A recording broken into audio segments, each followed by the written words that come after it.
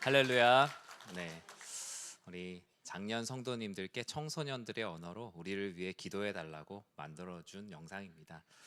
목요일부터 금요일까지 우리 성경학교 수련회가 계속 진행됩니다. 성령으로 하나 되는 우리 청소년들, 무엇보다 이 청소년 시기에만 경험할 수 있는 하나님이 있습니다. 네, 저도 그랬던 것 같고, 우리 청소년들이 주 안에서 하나님을 인격적으로 깊이 만나고 또 주 안에서의 성도의 교제가 얼마나 기쁜지 확인하는 시간이 되길 기도해 주시고요. 또 돌아오는 주일부터 또 청년부 수련회가 이어집니다. 다음 주 이제 화요일까지 계속 주일, 월요일, 화요일 또 진행될 텐데, 모든 가정들 가운데 안전하게 이 폭염 가운데 집중하기가 참 어려운 시기인데 하나님께서 주신 은혜로 수련회 잘 마칠 수 있게 기도해 주시기 바랍니다. 두 가지 광고 드립니다. 첫 번째는 우리가 만사형통이란 이름으로 수해와 또 폭염으로 어려움을 겪고 있는 이웃들을 섬기는 구제 헌금을 진행을 하고 있어요. 오늘까지인데 많이 참여해 주시기 바라고, 감사하지만 당부드리는 건 헌금을 되게 많이 하셨어요. 제가 10,000원만 해달라 그랬잖아요. 근데 이게 많이 하면 다음에 제가 말씀을 드리기가 참 어려워요. 그러니까 마음이 있으시더라도 해주신 분들은 감사하지만 이렇게 가족들 모두가 우리 성도님들이 함께 많이 참여하실 수 있도록 부담 갖지 마시고 함께 참여해 주셨으면 좋겠고요.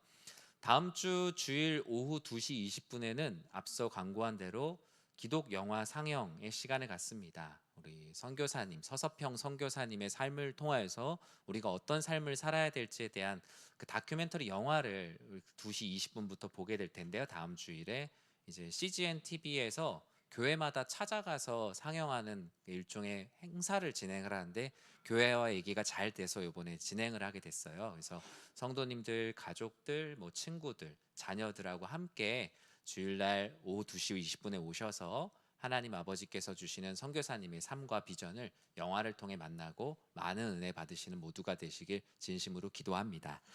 오늘 요한복음 14장 25절에서 27절 말씀 가지고 여호와 샬롬 나의 안에 거하라 라는 제목의 하나님 말씀을 함께 나누고자 합니다. 연일 계속되는 폭염 가운데 여러분 어떻게 지내고 계십니까? 이런 날씨의 폭염뿐만이 아니라 우리는 사회적 폭염 가운데도 답답하고 두려운 시간을 보내고 있습니다. 아침에 뉴스를 틀기가 이젠 좀 두려운 것 같아요. 어제보다 더 자극적인 사건들, 이루 감당할 수 없는 묻지마 범죄들과 또 이 사회에 일어나는 사회 갈등과 분열의 이야기들은 우리의 어떤 마음까지도 옥죄이고 두렵게 하는 것 같습니다. 두려움 속에서 하루를 시작하고 하루를 보낸다고 할 수 있을 것 같아요. 우리는 우리의 의지와 상관없이 두려움의 압력, 그 압력을 느끼면서 살아갑니다. 이 두려움의 압력을 수치로 나타낸다면 과연 얼마나 될까요? 오히려 그 수치가 나타나면 그 숫자를 보고 또 더 두려워하게 될 것 같아요. 예전에 제 아내가 아이를 낳을 때 그 당시 어떤 기술이 개발돼서 산모가 느끼는 고통이 숫자로 나왔거든요. 숫자가 먼저 나와요. 그러면 그 숫자를 보고 오히려 이제 조금 있으면 더 아플 이렇게 아내를 보고 더 걱정이 됐던 것 같습니다. 그만큼 이 두려움이라는 것을 수치로 정확히 표현할 수는 없지만 정상적인 생각과 활동이 어렵다는 것은 우리 모두 공감할 겁니다. 잘하던 사람들이 이 두려움의 압력 속에서 실수를 하고요. 생각지도 않은 일 앞에서 당황을 하고 잘못된 선택을 하기도 합니다. 오늘 본문 요한복음 14장에 예수님의 제자들 역시 두려움의 압력, 그 압력을 느끼고 있습니다. 제자들은 상실에 대한 두려움이 매우 컸죠. 예수님께서 자신들과 함께하지 않으시고 십자가에서 죽으신다고 하셨어요. 그리고 이에 자신하는 베드로를 향해서 너는 나를 3번 부인할 거라고 하자 다른 제자들까지도 같이 풀이 죽어버립니다.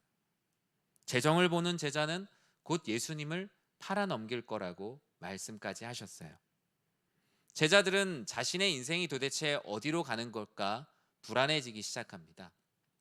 그물을 던지고, 마태의 경우에는 세리의 자리를 내려놓고 각자의 인생을 내려놓고 예수님을 따른다라고 생각을 했는데, 예수님께서 십자가에 죽으신다고 하니 모든 게 불확실해진 거예요.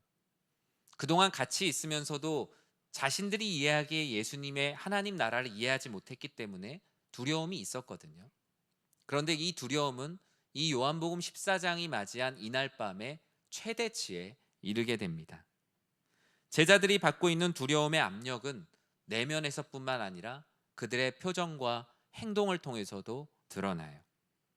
그런 그들을 향해 주님은 그들에게 정말 샬롬이 필요하다는 것을 잘 아셨어요.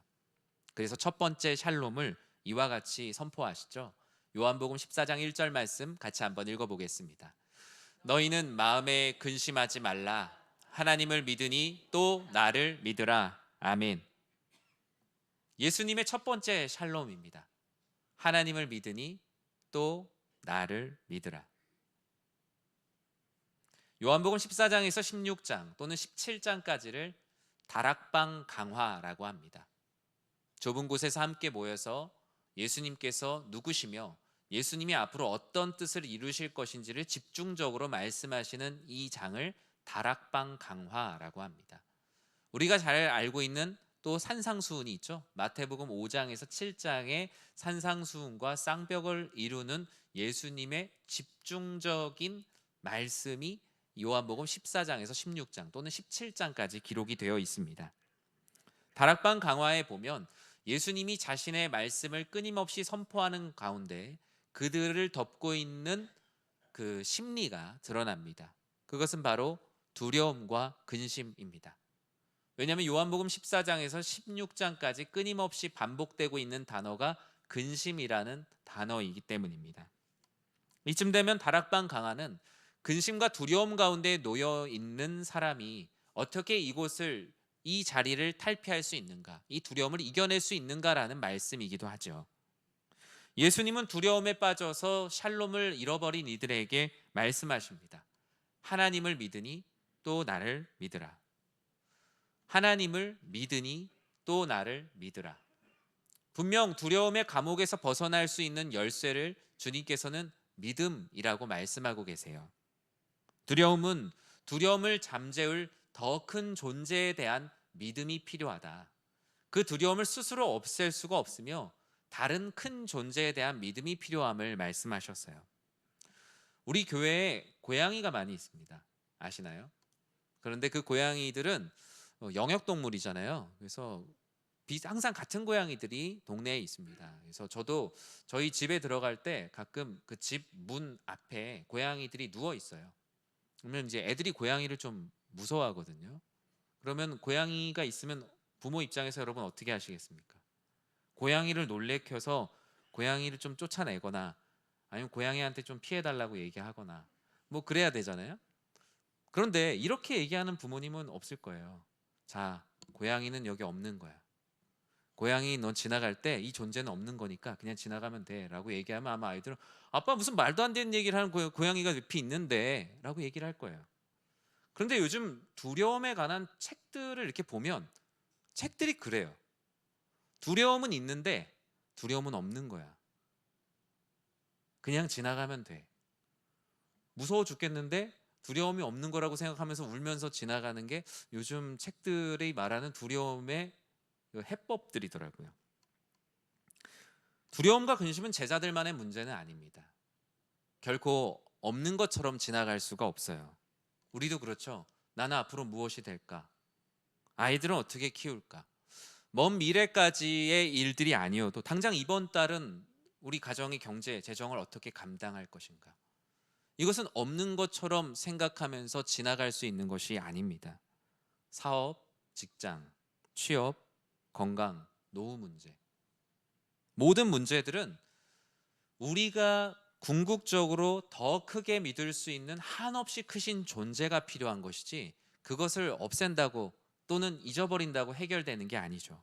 한없이 큰 존재에 대한 존재론적인 믿음이 두려움 앞에선 필요하기에 예수님께서는 하나님을 믿으니 또 나를 믿으라 라고 말씀하셨습니다. 예수님께서는 예수 그리스도를 믿지 못하는 이들을 위해서 이 말씀을 하신 거예요. 왜냐하면 너희들 육신으로 온 나를 하나님으로 믿지 못하겠느냐? 그러면 우리 다시 한번 생각해 보자. 너희 구약 성경에 있는 하나님을 믿고 있지 않느냐? 유대인들 대부분은 다 그 하나님을 믿고 있었단 말이에요.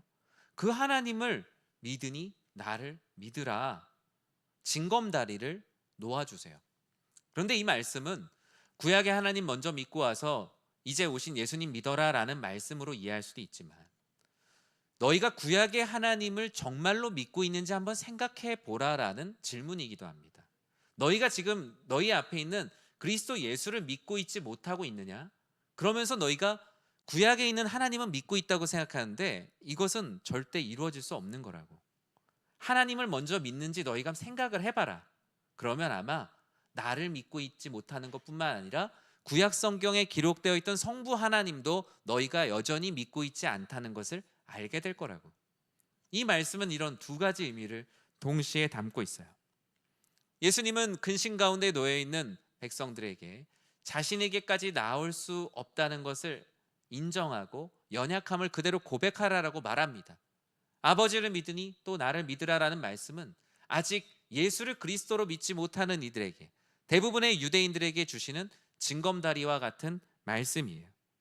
너희의 연약함을 다 알고 있으니 한 번에 나에게로 도약하지 말고 먼저 그 징검다리를 밟고 건너라. 그 다리를 밟는 순간 내가 너희에게 손을 뻗쳐 너희를 건져주겠다라고 말씀하시는 것이 바로 이 주님의 말씀이에요. 여러분의 삶이 두려움으로 가득 차 있다면 여러분이 믿고 있는 믿음의 최선으로 믿으시면 됩니다.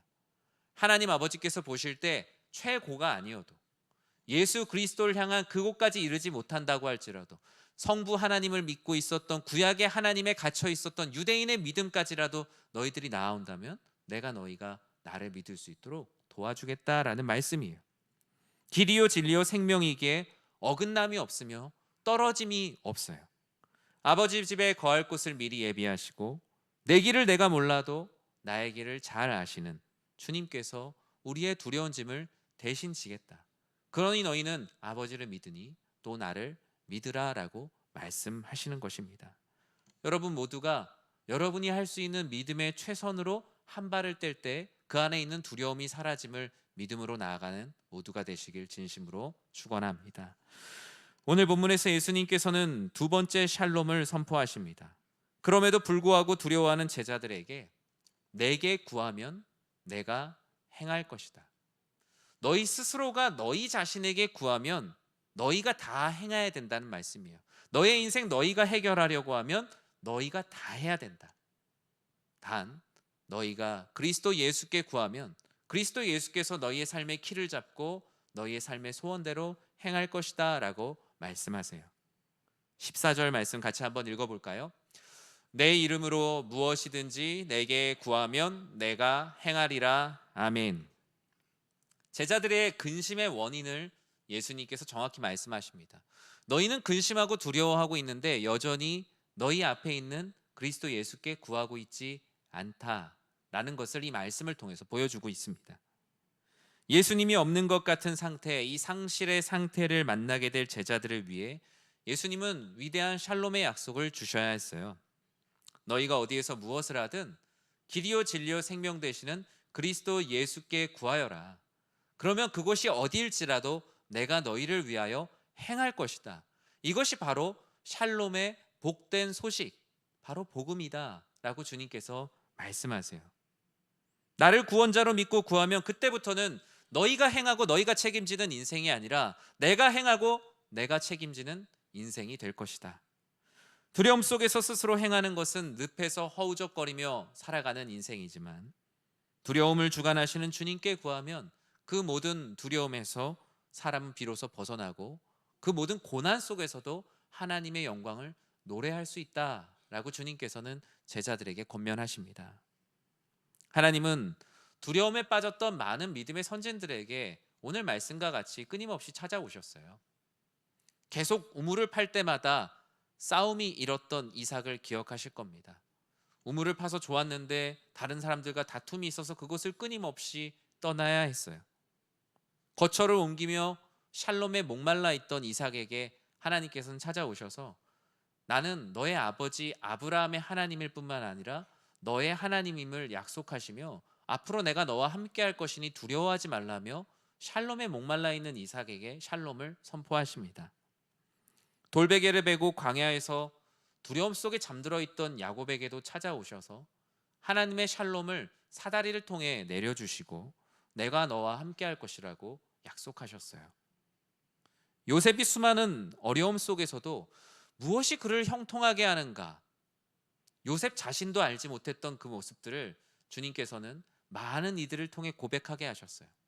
마치 백부장이 예수님의 모습을 보며 그가 진실로 하나님의 아들이었다라고 말하는 것처럼, 요셉 주변에 있는 많은 사람들이 요셉을 형통하게 하는, 요셉 안에 있는 샬롬이 바로 여호와로부터 오는 샬롬이라는 것을 깨달아 알게 하셨어요.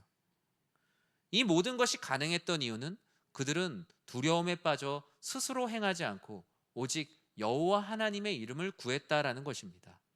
이를 통하여서 그들은 여호와 하나님께서 행하시는 삶을 살게 되었고, 그 안에 믿음이 무엇인지를 다시 한번 깨닫게 되는 도약의 시간이 되었어요. 사랑하는 성도 여러분, 두려움이 무서운 이유는 두려움 자체가 아닙니다. 두려움은요, 하나님을 두려워하지 못하게 만들어요. 오직 자기 자신과 그 상황 자체에만 초점을 맞추게 해요. 돈이 없어서 두렵다 보면요, 돈을 두려워하다 보면 내가 하나님을 두려워하는 존재, 하나님을 경외하는 자라는 정체성을 상실합니다. 왜요? 지금 돈이 더 두렵기 때문이에요. 건강에 대한 염려가 생기잖아요. 건강에 대한 두려움 자체도 문제지만, 건강에 대해서 지나치게 두려워하다 보면 내가 하나님을 두려워하는 자, 하나님을 경외하는 자라는 내 안에 공간이 사라져요. 하나님뿐만 아니라 이웃도 돌아보지 못하도록 오직 두려움 속에서 너는 앞을 향해 뛰어야만 한다라는 경주마로서의 정체성만 갖게 됩니다. 하나님을 두려워하지 않으려고 해서가 아니라, 사람을 두려워하고 인생에 일어나는 일들을 과도하게 두려워하다 보니 하나님을 두려워할 시간조차 없어져요. 자꾸 나에게 초점을 맞추면 내 마음이 하나님이 주신 마음과 반대의 마음이 생겨나게 되거든요. 원래 하나님께서 우리에게 주신 마음이 무엇입니까? 디모데후서 1장 7절엔 다음과 같이 말씀하고 있어요. 같이 한번 읽어볼까요? 하나님이 우리에게 주신 것은 두려워하는 마음이 아니요 오직 능력과 사랑과 절제하는 마음이니 아멘. 두려움은 하나님이 주신 마음이 아니다라고 성경은 말씀합니다. 이 말씀을 바울이 자신의 영적인 아들이었던 디모데에게 말합니다. 디모데가 두려워했던 것은 목회 그 자체였어요. 이걸 과연 어떻게 할 수 있을까? 자신이 감당하는 짐이 너무나 컸어요. 마치 성도님들이 생활 가운데 겪는 두려움하고 별반 다르지 않아요. 그런데 그런 두려움에 빠져 있는 디모데에게 바울은 권면하죠. 디모데야, 두려움은 하나님께서 주신 마음이 아니야. 하나님께서 주신 마음은 무엇이냐면 하나님의 능력, 그리고 하나님의 사랑, 그리고 오히려 그 사랑을 절제할 수 있는 마음이 원래 하나님께서 주신 마음이야. 우리가 그 마음으로 목회를 감당하자라고 디모데에게 권면합니다. 그것은 비단 디모데에게만 주신 말씀이 아니죠. 우리들에게도 있는 거예요. 과연 이 두려움이 그럼 왜 생기는가? 존 비비어라는 사람이 쓴 두려움이란 책, 경외라는 책에서 보면요, 이 두려움을 욕망에 빗대어서 말합니다. 두려움을, 내가 두려워하는 것을 이렇게 뒤를 뒤집어 보면요, 그 뒤에 욕망이라고 써져 있다는 거예요. 사람이 두려워하는 것들, 물론 원초적인 두려움도 있어요. 누가 놀래키면 갑자기 무섭고 밤에 귀신 나올까 봐 걱정되고 아이들, 이런 건 원초적인 두려움이죠. 그런데 정말 내가 지금 삶에서 두려워하고 있는 것들을 잘 뒤집어 보면 내가 욕망하고 있는 것들이 두려움으로 나에게 다가옵니다. 그것이 우리들의 삶의 가장 큰 어려움이에요. 실제로 이 두려움을 나타내는 두려움 지수를 욕망과 같이 연동되는 지수로 보거든요. 내가 두려움이 커지는 것과 욕망하는 것이 같이 오르락내리락 한다라는 것입니다. 이 두려움을 밀어낼 수 있는 힘이 내 안에서는 없어요. 오직 주님께서는 내게 구할 때 내가 행할 것이다 라고 이 두려움의 문제를 말씀하십니다.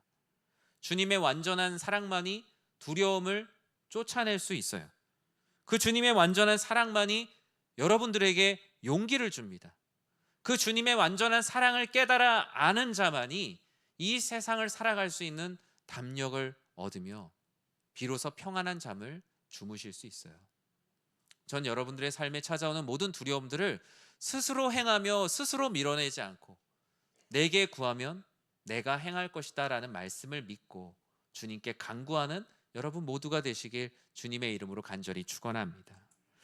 주님께서는 이 용기를 통해서 위협을 물리치는 사랑을 할 수 있도록 내가 이렇게 너희를 위해서 기도하겠다라고 16절과 18절에 다음과 같이 기도하고 계세요. 같이 한번 읽어보겠습니다. 내가 아버지께 구하겠으니 그가 또 다른 보혜사를 너희에게 주사 영원토록 너희와 함께 있게 하리니 내가 너희를 고아와 같이 버려두지 아니하고 너희에게로 오리라. 아멘. 앞서 14장 1절에서 너희는 마음에 근심하지 말라. 하나님을 믿으니 또 나를 믿으라라고 말씀을 하셨죠. 그리고 내게 구하면 내가 행할 것이다 라고 말씀하시며 두 번째 샬롬을 선포하셨습니다. 그럼에도 불구하고 제자들의 안팎으로 드러나는 근심은 여전히 존재하고 있었어요. 예수님께서는 상실의 두려움 가운데 놓여 있는 제자들에게 내가 성부 하나님께 구하겠다. 그가 또 다른 보혜사를 보내줄 것이다. 성부 하나님께서는 보혜사인 나를 이 땅 가운데도 보내주었지만 또 다른 보혜사를 보내주어서 영원토록 너희와 함께 할 것이다. 그리고 고아와 같이 너희를 버려두지 않고 나는 반드시 너희에게로 다시 올 것이다. 주님께서는 제자들이 겪고 있는 두려움의 원인을 정확히 아셨기 때문에 정확히 진단하고 치료하고 계세요. 고아와 같이 버려진 우리의 두려움의 현장에 찾아오실 뿐만 아니라 또 다른 보혜사를 보내주세요. 성도님들을 신방하다 보면 공황장애를 겪고 있는 성도님들, 두려움 가운데 잠을 이루지 못해서 약을 드셔야만 주무시는 성도님들도 만납니다. 어떤 일을 해야 될지 몰라서 집 밖으로 나아가지 않는, 집 밖으로 나가는 것에 대한 두려움 때문에 방문을 걸어 잠그고 있는 청년들도 만납니다. 그 모든 두려움의 현장에 주님께서는 주님뿐만이 아니라 보혜사 성령 하나님을 보내주시겠다라면서 그 모든 두려움을 없애기 위해 내가 너희를 위해 모든 것을 주겠다라고 약속하세요. 그것이 바로 예수님의 세 번째 샬롬, 나의 평안을 너희에게 주노라. 두려움의 압력 속에서 터지기 일보 직전인 제자들을 위해서 주님께서는 먼저 하나님을 믿으니 또 나를 믿으라. 내게 구하면 내가 행할 것이다. 두 번의 샬롬을 선물로 주셨어요. 그럼에도 불구하고 두려움에서 벗어나지 못하는 그들에게 보혜사 성령을 보내주시겠다고, 내가 그렇게 너희를 위해 기도하겠다. 요한복음 17장에 나오는 대제사장의 기도를 약속하셨어요. 그 보혜사는 어떤 분이십니까? 26절에 우리를 도와주실 보혜사 성령을 다음과 같이 말씀합니다. 같이 한번 읽어볼까요? 보혜사 곧 아버지께서 내 이름으로 보내실 성령, 그가 너희에게 모든 것을 가르치고 내가 너희에게 말한 모든 것을 생각나게 하리라. 아멘. 근심과 두려움 가운데 쌓여있는 제자들에게 주님께서는 보혜사 성령을 보내셔서 모든 것을 가르치고 모든 것을 기억나게 할 것이다 라고 말씀하세요. 우리가 성령 충만해야 하는 이유가 무엇입니까? 막 기분 좋고 막 역동적인 삶을 살려고 우리 성령 충만하면 뭔가 에너지가 넘치고 다이나믹한 것을 떠올립니다. 근데 성령 충만해야 되는 본질적인 이유는 하나님께 영광 올리는 삶을 살기 위해서입니다. 그리고 나와 세상을 두려워하는 두려움에서 벗어나서 하나님을 두려워하기 위해서 우리는 성령 충만함이 필요해요. 우리가 세상에 두려움이 너무 많잖아요. 하나님을 두려워하지 않게 돼요. 왜냐하면 하나님 안 두려워해도 당장 어떤 일이 안 일어나는 것 같거든요. 하나님을 두려워한다는 걸 우리 다른 말로 무엇이라고 말합니까? 경외. 이 현대 사회 가운데 가장 실종된 하나님의 성품이 경외. 예수님은 보혜사로 이 땅 가운데 오셨고 또 다른 보혜사를 보내시겠다라고 약속하셨어요. 보혜사는 원어 그대로 직역하면 구부려 보살피는 분. 그 사람의 두려움과 영적인 수준의 눈높이에 맞춰서 찾아오시는 과외 선생님 같은 분이시고, 우리를 돌보시는 요양보호사 같은 분이시고, 말씀을 전해주시는 목사님 같은 분이시고, 우리가 걸음마를 걷지 못할 때 걸음마를 걷도록 도와주시는 부모님과 같이 우리 안에 샬롬이 없을 때 우리와 영원히 함께 하시며 우리를 말씀으로 가르치시고 말씀을 기억나게 하시는 분이십니다. 그리스도를 증거할 담력을 주시고 우리를 진리로 인도하시는 분이 보혜사 성령 하나님이세요. 우리가 기도할 수 있도록 말할 수 없는 탄식으로 우리의 기도를 도우시며 심지어 우리가 기도하지 못할 때 우리의 대언자가 되어주시는 보혜사 성령을 너희 안에 보내주시겠다. 오직 그것만이 너희 안에 있는 두려움이 사라지는 거라는 거예요. 27절에 우리가 아는 유명한 말씀이 있죠. 우리 같이 27절 말씀 읽도록 하겠습니다. 평안을 너희에게 끼치노니 곧 나의 평안을 너희에게 주노라. 내가 너희에게 주는 것은 세상이 주는 것과 같지 아니하니라. 너희는 마음에 근심하지도 말고 두려워하지도 말라. 아멘. 사랑하는 성도 여러분, 주님은 다른 평안을 주시는 분이 아니세요. 자신을 희생하지 않으면서 다른 곳에서 평안을 사다가 주시는 분이 아니라 나의 평안을 너희에게 주노라. 이 말씀은 무엇입니까? 내가 너를 위하여 십자가에 못 박혀 죽을 것이다 라는 말씀이에요. 오직 예수 그리스도께서 십자가에 못 박혀 우리의 죄를 위하여 죽으실 때만이 나의 평안을 너희에게 주노라 라는 말씀이 실현이 돼요. 죽지 않으면서 주시는 평안이 아니에요. 한 알의 미랄이 썩어서 죽으심으로 우리 안에 있는 모든 두려움까지 같이 제하여 주십니다. 주님께서 주시는 나의 평안은 세상의 평안과 달라요.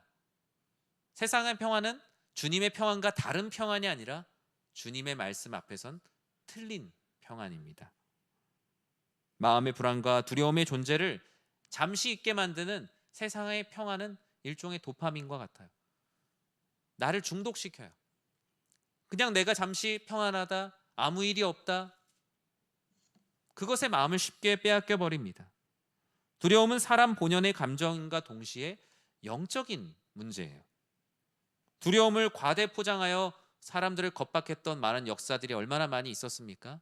또는 두려워해야 되는 것임에도 불구하고 두려움이 오히려 문제가 될까 봐 일어나고 있는 일들을 작하게, 아주 약하게 보도했던 많은 일들도 얼마나 많이 있었습니까?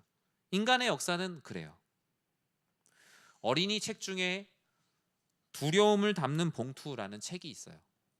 이 책을 보면 어린이인데 어느 날 두려움이 찾아온 거예요. 집에 가서 아이들에게 물어보십시오. 아이들도 두려워하는 게 있어요. 단순히 뭐 호랑이 무서워 이런 게 아니라 아침에 일어나면서도 아이들도 두려움이 있어요. 어느 날 이 아이는 없어지듯 하다가 끝까지 따라오고 있는 두려움의 존재를 알게 돼요. 자고 일어나면 괜찮겠지? 근데 자고 일어났더니 머리맡에 두려움이 앉아 있어요. 그래서 두려움을 쫓으려고 100m 달리기를 하듯이 힘껏 달려봤어요, 내가. 그랬더니 꼬림지점에 두려움이 먼저 와 있는 거예요. 내가 먼저 뛰었는데 두려움이 먼저 꼬림지점에 와 있어요. 가라고 화를 내봤어요. 어른들이 하는 나쁜 말로 욕을 하면서 두려움에게 가라고 했지만 오히려 그럴수록 두려움은 자신의 몸집을 더 크게 만들었어요.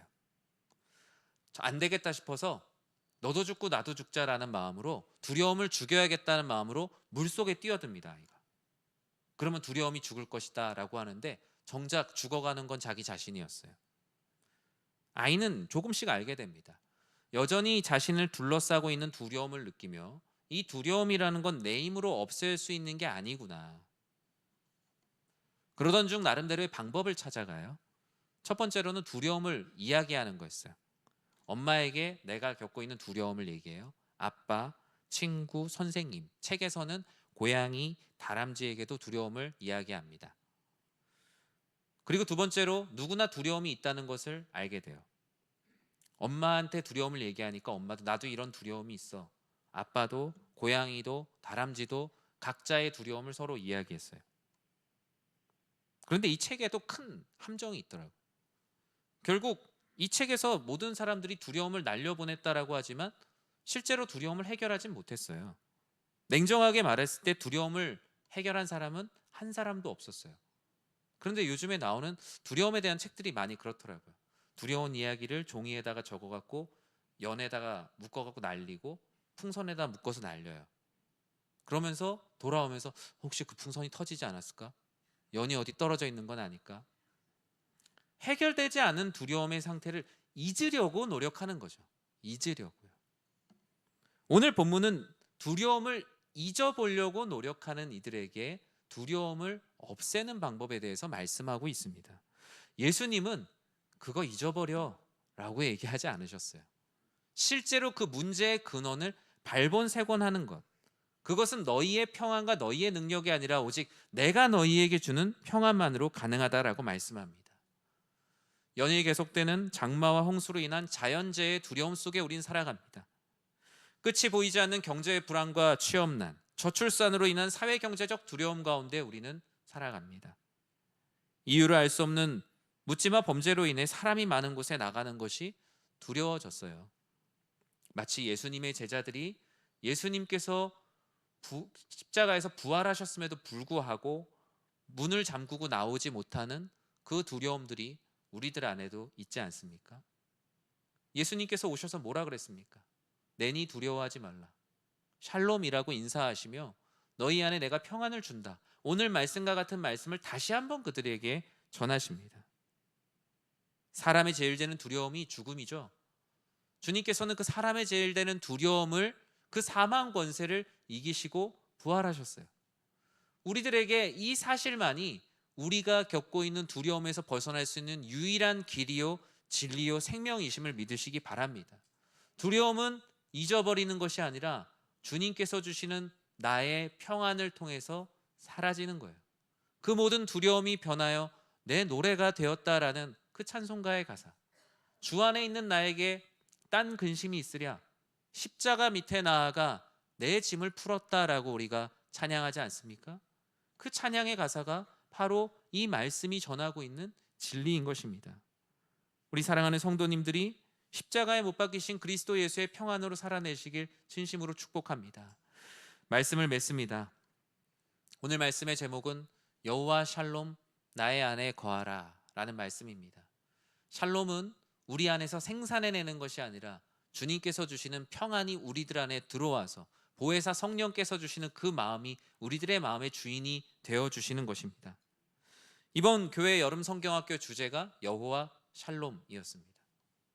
어린이 청소년들도 왜 근심과 걱정이 없겠습니까?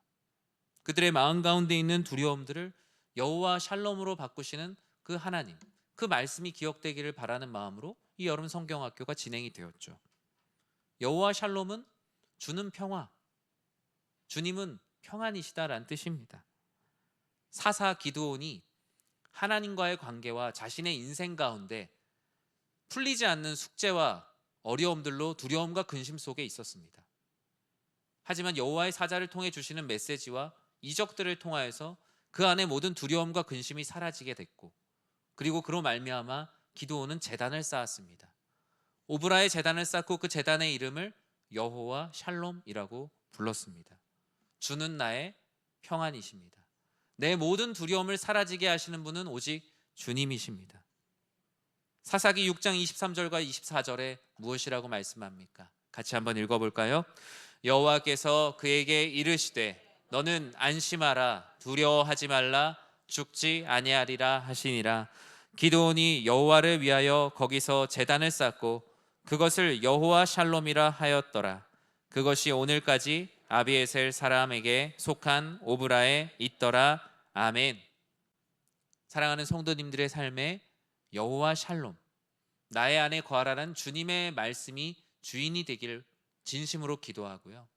여러분들이 가지고 있는 두려움들을 스스로 몰아내지 아니하며 내게 구할 때 내가 행할 것이라는 주님의 말씀을 의지하며 기도하며 나아가는 우리 연희의 모든 가족들 되시길 주님의 이름으로 간절히 축원합니다.